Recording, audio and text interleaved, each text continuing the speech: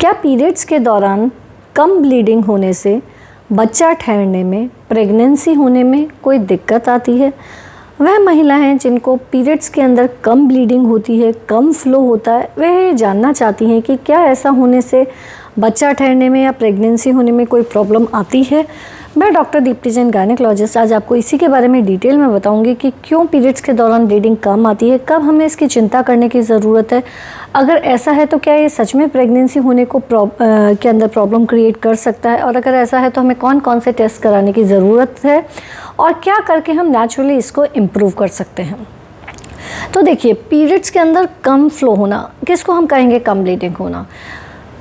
देखिए, नॉर्मली हम मानते हैं कि पीरियड्स 2 से 7 दिन के बीच में आना चाहिए। तो अगर आपकी ब्लीडिंग 2 से कम दिन के लिए होती है, या फिर आपकी ब्लीडिंग होती तो 3-4 दिन के लिए है लेकिन फ्लो काफ़ी कम रहता है, पूरा दिन भर का एक पैड भी यूज़ नहीं होता, या फिर रहती तो 5-7 दिन है या 3-4 दिन रहती है लेकिन होती सिर्फ स्पॉटिंग है, तो इन सभी केसेस को हम स्कैंटी पीरियड्स या डिक्रीज फ्लो यानी कि कम पीरियड्स या हाइपोमेनोरिया जो हमारी भाषा में कहते हैं वो कहेंगे, यानी कि आपको पीरियड्स के अंदर कम ब्लीडिंग होती है। एक और चीज़, ये 2 तरीके से स्थिति हो सकती है। हो सकता है कि आपको शुरू से ही पीरियड्स कम आते हों, पहली चीज़। दूसरी चीज़, हो सकता है कि पहले तो आपको पीरियड्स 6-7 दिन आते थे लेकिन अब 3-4 दिन आने लग गए हैं। तो अगर आपको पहले 6-7 दिन आते थे और अब 3-4 दिन आ रहे हैं तो उसे भी हम डिक्रीज पीरियड्स के अंदर काउंट करते हैं, क्योंकि पहले से आपका फ्लो सिग्निफिकेंटली कम हो गया है। तो सबसे पहले हम ये जानते हैं कि ये फ़्लो कम हो क्यों जाता है। देखिए, पीरियड्स के दौरान जो होने वाला फ़्लो है वह काफ़ी हद तक हमारे हार्मोन्स के ऊपर निर्भर करता है। तो कभी कभी क्या होता है कि कुछ प्रकार का हार्मोनल इम्बैलेंस हो जाए बॉडी के अंदर, तो फ़्लो कम हो सकता है। हार्मोनल इम्बैलेंस क्यों हो सकता है? आजकल कई बीमारियाँ हो गई हैं, जैसे कि PCOD है, जिसे कि हम हमारी भाषा में पॉलीसिस्टिक ओवेरियन डिजीज़ या पॉलीसिस्टिक ओवेरियन सिंड्रोम भी कहते हैं, जिसके अंदर ओवरी में छोटी छोटी सी सिस्ट बन जाती हैं, जिसके कारण जो हार्मोन्स होते हैं वो थोड़े इम्बैलेंस्ड हो जाते हैं। पीरियड्स के अंदर होने वाली जो ब्लीडिंग होती है, जो फ्लो होता है, वह काफ़ी कम हो जाता है। पीरियड कभी कभी लेट भी आते हैं, वज़न बढ़ना शुरू हो जाता है। तो PCOD के कारण आपका पीरियड्स के अंदर फ्लो कम हो सकता है। कभी कभी प्रोलैक्टिन हार्मोन होता है एक बॉडी के अंदर, हमारे प्रोलैक्टिन हार्मोन का वैल्यू बढ़ जाता है, उसके कारण पीरियड्स का फ्लो कम हो जाता है। अगर आपको थायराइड की शिकायत है और हाइपर थायराइड स्टेट में है, यानी कि आपका थायराइड ग्लैंड ज़्यादा सिक्रेट कर रहा है, या तो थायराइड ग्लैंड ही ज़्यादा सिक्रेट कर रहा है, यानी कि आपको हाइपर थायराइडिज्म है, या फिर आप हैं तो हाइपोथायराइड, यानी कि आपको मोटे होने वाला थायराइड है लेकिन उसकी आप ज़्यादा दवाई ले रही हैं, डोज ज़्यादा ले रही हैं, तो उसके कारण भी पीरियड्स का जो फ्लो है वह कम हो जाता है। तभी आपने देखा होगा जब आपका स्ट्रेस लेवल बहुत ज़्यादा बढ़ गया हो, या आपकी कोई जगह बदल गई हो, एनवायरमेंटल चेंज हो, तो उसके कारण भी कभी कभी हार्मोन्स डिस्टर्ब हो जाते हैं और फ्लो कम हो जाता है। कभी कभी कुछ महिलाएं एकदम बहुत शॉर्ट ड्यूरेशन में बहुत ज़्यादा वेट पुट ऑन कर लेती हैं, वज़न एकदम बढ़ा लेती हैं, बढ़ जाता है, मिस जान के नहीं बढ़ाता कोई भी, लेकिन बढ़ जाता है कि ठीक है, खाया पिया, काफ़ी आराम किया और वज़न बढ़ गया, तो उसके कारण भी कभी कभी हार्मोन्स डिस्टर्ब हो जाते हैं और पीरियड्स का फ्लो कम हो जाता है। कभी कभी किसी महिला का वज़न थोड़ा ज़्यादा होता है, या फिर सिर्फ फिटनेस के विचार करते हुए महिला एक्सरसाइज करना शुरू करती है और एक्सरसाइज बहुत ज़्यादा कर लेती है। बहुत विग्रस एक्सरसाइज जब हम करते हैं और एकदम वेट को बहुत ज़्यादा रिड्यूस कर लेते हैं, तो भी पीरियड्स का फ्लो कम हो जाता है। जी हाँ, जब वज़न एकदम बढ़ जाता है या एकदम कम हो जाता है, दोनों ही कंडीशंस के अंदर पीरियड्स का फ्लो कम हो सकता है।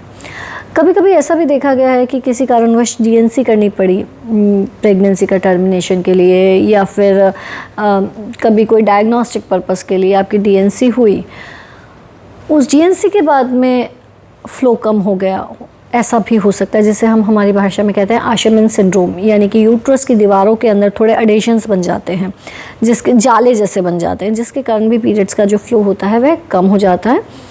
पीरियड्स का फ्लो नॉर्मली जब पीरियड आने वाले होते हैं और जब जाने वाले होते हैं, जी हाँ, जब वो आते हैं और जब वो जाते हैं तब भी थोड़ा कम होता है, वो चिंता की बात नहीं है। खैर, उस टाइम पे तो कोई प्रेगनेंसी प्लान भी नहीं करता है, तो मेनार्की और मेनोपॉज दोनों के आसपास पीरियड्स का फ्लो कम होता है, वो एक नॉर्मल चीज़ है। तो मैं बच्चों को स्पेसिफिक कहूँगी कि जिन बच्चों के पीरियड्स जस्ट अभी स्टार्ट हुए हैं, तो ना तो उनकी माएँ टेंशन लें, ना ही वो टेंशन लें कि फ़्लो बहुत कम है, उसकी टेंशन की बात नहीं है। लेकिन हाँ, जो मैंने और आपको कंडीशंस बताई, इसके कारण पीरियड्स का फ्लो कम हो सकता है। तो देखिए, अगर अब इसमें कई स्थितियां हो सकती हैं। हो सकता है कि आपका फ़्लो शुरू से कम है, यानी कि जब से पीरियड्स शुरू हुए आपका फ़्लो 2-3 दिन ही रहता है, चला जाता है, एक आधा पैड ही बढ़ता है। आपकी मम्मी को भी इसी तरह का आता है, आपकी बहन को भी इसी तरह का आता है, यानी कि आप जेनेटिकली प्रीडिस्पोज्ड हैं कि आपको इसी तरह का पीरियड्स आता है। That's okay, most of the times ऐसे केसेस में प्रॉब्लम नहीं आती अनटिल अनलेस ये सिर्फ स्पॉटिंग ना हो। लेकिन हाँ, अगर आपका केस ऐसा है कि आपको पहले तो पीरियड्स ठीक आते थे, यानी पहले पीरियड्स आते थे 3-4 दिन, अभी रह गए 1-2 दिन, या पहले आते थे 6-7 दिन और अभी रह गए 2-3 दिन, तो डेफिनेटली ये एक कंसर्न का विषय है, यानी कि इसे हमें ध्यान देना पड़ेगा, ये नॉर्मल नहीं है। तो अगर आपका फ्लो पहले से काफ़ी कम हो गया है तो हमें कुछ टेस्ट कराने की ज़रूरत रहती है। उन टेस्ट में हम क्या क्या कराते हैं, देखिए जैसा कि मैंने आपको कारण बताया, तो जो कारण है उन्हीं कारणों को हमें ढूंढना पड़ता है कि इनमें से कौन सा ऐसा कारण है जिसके कारण पीरियड्स के अंदर ब्लीडिंग कम हो गई है। तो उसके अंदर हम फीमेल्स के अंदर LH FSH वैल्यूज़ होती हैं, ल्यूटिनाइजिंग हार्मोन और फॉलिकुलर स्टिमुलेटिंग हार्मोन LH और FSH ये कराते हैं। ये पीरियड के स्पेसिफिकली 2nd या 3rd डे टेस्ट कराया जाता है, उस दिन कराते हैं तो ज़्यादा एक्यूरेट रिपोर्ट आती है। हम लोग थायराइड का टेस्ट कराते हैं, थायराइड के टेस्ट के लिए TSH कराया जाता है। हम एक प्रोलैक्टिन का टेस्ट कराते हैं, AMH का टेस्ट कराते हैं। AMH का मतलब होता है एंटी मुलेरियन हार्मोन, तो AMH का टेस्ट कराया जाता है। ये टेस्ट से हमें आपके हार्मोन्स का रफ स्टेटस के बारे में आइडिया लगता है। साथ में हम कराते हैं फॉलिकुलर स्टडी। फॉलिकुलर स्टडी एक प्रकार की सोनोग्राफी होती है, अगर आप प्रेगनेंसी प्लान कर रही हैं, जिसके अंदर कि हमें फिर दिखाई देता है कि अंडा बन रहा है या नहीं बन रहा है, और हमें बच्चेदानी की दीवार के बारे में भी पता चलता है। क्योंकि जब स्कैंटी पीरियड्स आ रहे होते हैं तो या तो हार्मोनल इम्बैलेंस है या फिर हो सकता है कि बच्चेदानी की दीवार ही पतली पड़ी हुई है। तो इनमें से कौन सी कंडीशन है, तो हम ये टेस्ट करा के, जो मैंने आपको ये 3-4 टेस्ट बताए, LH FSH AMH TSH prolactin, ये 4 ब्लड टेस्ट, एक फॉलिकुलर स्टडी यानी कि एक प्रकार की सोनोग्राफी, ये टेस्ट करा के हमें इसका कारण के बारे में पता चलता है कि इनमें से ऐसा कौन सा कारण है जिसके कारण कि आपका पीरियड्स का फ्लो कम हो गया है, और उसी के अकॉर्डिंग फिर आपका ट्रीटमेंट रहता है। अगर आप प्रेगनेंसी प्लान कर रही हैं और आपका फ़्लो पहले से कम हो गया है, तो आप नेचुरली क्या कर सकती हैं कि यह फ़्लो थोड़ा इम्प्रूव हो और आपका नेचुरली कंसीव होने की जो पॉसिबिलिटी है वह बढ़े। इवन आपको प्रेगनेंसी नहीं भी प्लान करनी है तो भी पीरियड्स के अंदर नॉर्मल फ़्लो होना एक ज़रूरी चीज़ इसलिए है क्योंकि उससे आपके हार्मोन्स बैलेंस रहते हैं। एक और चीज़, बहुत बार पेशेंट पूछते हैं मैडम बहुत कम ब्लीडिंग आ रही है, कहीं ऐसा तो नहीं कि मेरे पेट में इकट्ठी होती जा रही है, सफाई की ज़रूरत है, आप एक काम करो DNC कर दो ताकि अंदर का कचरा निकल जाए। तो ये चीज़ समझ लीजिए, अंदर कुछ इकट्ठा नहीं होता है, ये आप लोगों का भ्रम है कि पीरियड्स निकल के बाहर नहीं आ रहे इसलिए कचरा सब इकट्ठा हो रहा है और वज़न बढ़ रहा है। वज़न बढ़ता है इसलिए नहीं है क्योंकि वो ब्लड अंदर इकट्ठा होता है, वज़न इसलिए बढ़ता है क्योंकि जो हार्मोनल इम्बैलेंस हो जाता है उसके कारण वज़न बढ़ता है। तो ऐसा नहीं समझिए, ना ही मुझसे ऐसा बार बार पूछिए कि मैडम सब कुछ अंदर इकट्ठा हो गया। ये मेरा OPD का भी हर पेशेंट पूछता है, इवन कमेंट्स में भी बहुत कॉमनली लिखा आता है कि मैडम अंदर कचरा इकट्ठा हो गया, आप इसे क्लीन कर दीजिए। तो ऐसा नहीं होता है। लेकिन आपको क्या करना है कि ये पीरियड्स का फ्लो इम्प्रूव हो, उसके लिए आप एक तो रेगुलर एक्सरसाइज कीजिए।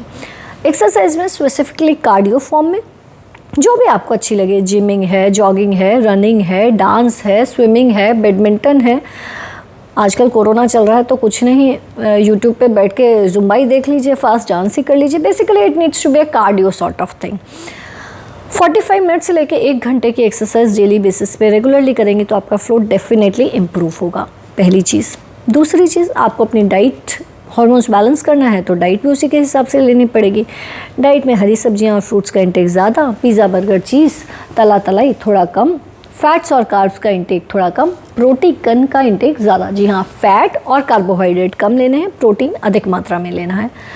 अपना स्ट्रेस का लेवल कम रखना है। कहना बहुत आसान है कि स्ट्रेस कम करो, चिंता कम किया करो, पर प्रैक्टिकली इतना आसान नहीं है। तो आप क्या करेंगे कि स्ट्रेस कम हो? स्ट्रेस कम होने के लिए, करने के लिए एक्सरसाइज एक बहुत ही अच्छा माध्यम होता है जिसके द्वारा आपका स्ट्रेस लेवल कम रहता है। तो रेगुलर एक्सरसाइज कीजिए, वो आपके हार्मोन्स को भी बैलेंस करेगा, स्ट्रेस को भी कम रखेगा। साथ में मेडिटेशन वगैरह अगर कर सकें तो बहुत अच्छी बात है, वो भी आपके स्ट्रेस को मैनेज करने में हेल्प करेगा।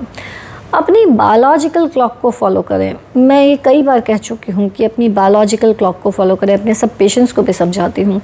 आजकल बहुत कॉमन हो गया है, लोग बहुत लेट रात को सोते हैं, सुबह लेट उठते हैं, उससे आपका जो बायोलॉजिकल क्लॉक होता है वो डिस्टर्ब हो जाता है। देखिए, आपकी बॉडी इसी हिसाब से बनी है कि जब दिन छिपता है उसके बाद आपको रेस्टिंग मोड में जाना होता है, यानी कि दिन छिपने के 2-3 घंटे बाद आपको सो जाना चाहिए, और जब दिन उगता है तो उसके साथ आपको उठ जाना चाहिए। टेक्निकली बोलूँ तो आपको 10-11 बजे तक सो जाना चाहिए और सुबह 6-7 बजे तक उठ जाना चाहिए। बहुत लेट आवर्स में जगने से हमारी बॉडी का जो ये सिस्टम होता है डिस्टर्ब हो जाता है और हार्मोन्स डिरेंज हो जाते हैं और पीरियड्स का फ्लो कम हो सकता है। बहुत कॉमनली हमने ये भी देखने को मिला है कि जो लोग नाइट शिफ्ट्स में काम करते हैं, बहुत से लोगों की कंपनीज ऐसी होती हैं, यूएस बेस्ड कंपनीज होती हैं, तो उन लोगों के हार्मोन्स भी हमें बहुत कॉमनली डिस्टर्ब मिलते हैं जो नाइट शिफ्ट्स में काम कर रहे होते हैं। इसलिए अपनी बायोलॉजिकल क्लॉक को फॉलो करना बहुत ज़रूरी चीज़ है। एक्सरसाइज कीजिए, बायोलॉजिकल क्लॉक फॉलो कीजिए, हेल्दी डाइट मेंटेन कीजिए। इन सभी चीज़ों को फॉलो करने से आपका जितना नेचुरली फ़्लो बढ़ सकता है वह डेफिनेटली बढ़ जाएगा। और थोड़ा बहुत भी ये फ़्लो इम्प्रूव होता है तो जो प्रेगनेंसी होने की पॉसिबिलिटी होती है, जो कंसीव करने की पॉसिबिलिटी होती है, वह बढ़ जाती है। आपको अपना आइडियल वेट भी मेंटेन रखना है, ना तो बहुत मोटे होना है ना बहुत पतले होना है। देखिए, बहुत ज़्यादा एक्सरसाइज करके बहुत वज़न कम कर देंगे ना तो भी फ़्लो कम हो जाएगा, और बहुत मोटी हो जाएंगी तो भी कम हो जाने वाला है। इसलिए अपना एक आइडियल वेट मेंटेन कीजिए, वो एक इम्पॉर्टेंट चीज़ है। अगर आपको थायराइड की तकलीफ़ है तो थायराइड की प्रॉपर डोज लीजिए, ना कम होनी चाहिए ना ज़्यादा होनी चाहिए। कम हुई यानी आप हाइपोथायराइड स्टेट में रही तो ब्लीडिंग ज़्यादा होगी, और ज़्यादा डोज ले ली आप हाइपरथायराइड स्टेट में रही तो ब्लीडिंग कम हो जाएगी।